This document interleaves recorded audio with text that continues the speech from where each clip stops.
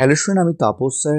আজকে এই ভিডিওতে তোমাদের যাদের অনার্স আছে, অর্থাৎ যাদের হয়তো বাংলায় অনার্স, হয়তো তোমাদের হয়তো জিওগ্রাফিতে অনার্স বা তোমাদের হিস্ট্রিতে অনার্স, এবং তোমাদের থার্ড সেমিস্টারে পলিটিক্যাল সায়েন্স মাইনর আছে, তো তাদের জন্য আজকে এই সাজেশান।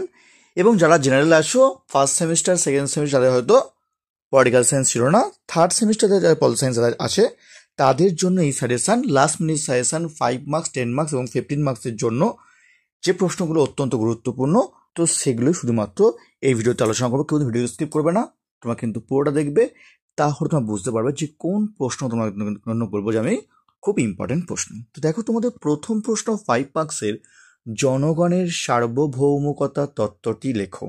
এটি খুবই ইম্পর্টেন্ট প্রশ্ন এবং তোমাদের কিন্তু পরীক্ষার জন্য কিন্তু ভেরি ভেরি ইম্পর্টেন্ট প্রশ্ন।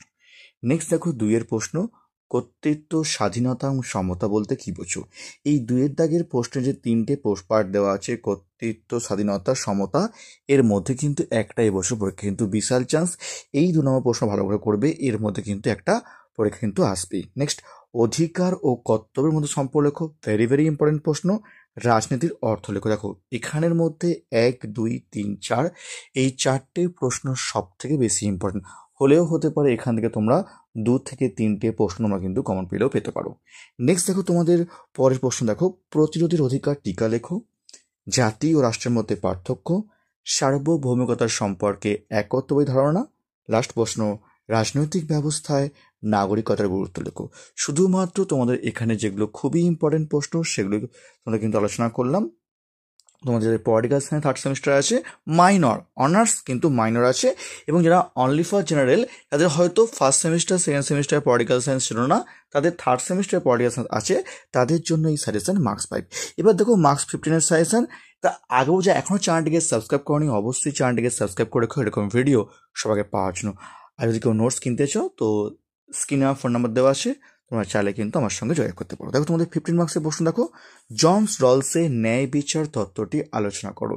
এটি পরীক্ষায় তোমাদের জন্য সব থেকে প্রবল ইম্পর্টেন্ট, ভেরি ভেরি ইম্পর্টেন্ট প্রশ্ন তোমাদের জন্য। ঠিক আছে, যদি না আসে তাহলে তোমাদের কিন্তু আসতে পারে, ডেভিড হেল্ডের গণতন্ত্রের মডেলটির বর্ণনা করো বা শ্রেণীবাক্য আলোচনা করো। ঠিক আছে, 1 এবং 2 দুটো প্রশ্নের মধ্যে কিন্তু পরীক্ষা একটি আসবে। দেখো, দুটো কিন্তু পরীক্ষা আসবে না, যে কোনো কিন্তু একটি কিন্তু চান্স আছে। তোমাদের বলবো আমি, তোমাদের 1 এবং 2 ভালো করে পড়বে, দুটোর মধ্যে পরীক্ষা কিন্তু একটা আসতে পারে। ঠিক আছে, কি বললাম, দুটোই কিন্তু ভেরি ইম্পর্টেন্ট প্রশ্ন। ঠিক আছে, নেক্সট দেখো, তোমাদের পরের প্রশ্ন, সার্বভৌমিকতার সম্পর্কে বহুত্ববাদী ধারণাটি আলোচনা করো অথবা একত্ববাদী ধারণাটি আলোচনা করো। দেখো, দুটোর মধ্যে পরীক্ষা একটি আসতে পারে।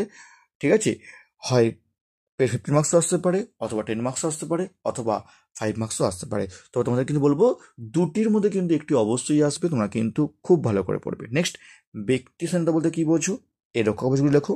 নেক্সট, আইন ও সমতার সম্পর্ক লেখো, অথবা স্বাধীনতা ও সাম্যের মধ্যে সম্পর্ক লেখো। এর মধ্যে কিন্তু একটি আসতে পারে। ঠিক আছে, তো এই এত অবধি তোমরা কিন্তু খুব ভালো করে পড়বে, খুবই গুরুত্বপূর্ণ প্রশ্ন।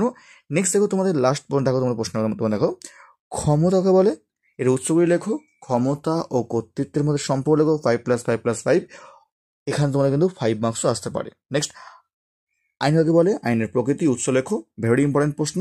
নেক্সট, নাগরিকতার উদারবাদী তত্ত্বটি আলোচনা করো। দেখো, 6, 7, 8 তিনটের মধ্যে তোমাদের পরীক্ষা কিন্তু দুটো তোমার পরীক্ষা আসতে পারে, তোমাকে সেভাবে তৈরি করবে। অর্থাৎ 1 থেকে 8 অবধি তোমরা কিন্তু সব থেকে ভালো করে করবে, কারণ প্রতিটা প্রশ্নই তোমাদের কিন্তু খুবই ইম্পর্টেন্ট, এবং এর মধ্যে তোমরা কিন্তু হলেও তোমরা কিন্তু 3 থেকে 4টে তোমরা কিন্তু কমন পেয়ে দিতে পারো এই 8টি প্রশ্নের মধ্যে, কারণ এগুলো কিন্তু সব থেকে প্রবল ইম্পর্টেন্ট। যদি প্রশ্ন কঠিন হয়, তার জন্য তোমাদের বলবো যে কিছু সাপোর্টিং করে যাও। তুমি কি মনে করো গণতন্ত্র ও কর্তৃত্ববাদী ধারণা পরস্পর বিরোধী, এই ধারণা ব্যাখ্যা করো। নেক্সট, স্বাধীনতা সম্পর্কে জন স্টুয়ার্টের ধারণা ব্যাখ্যা করো।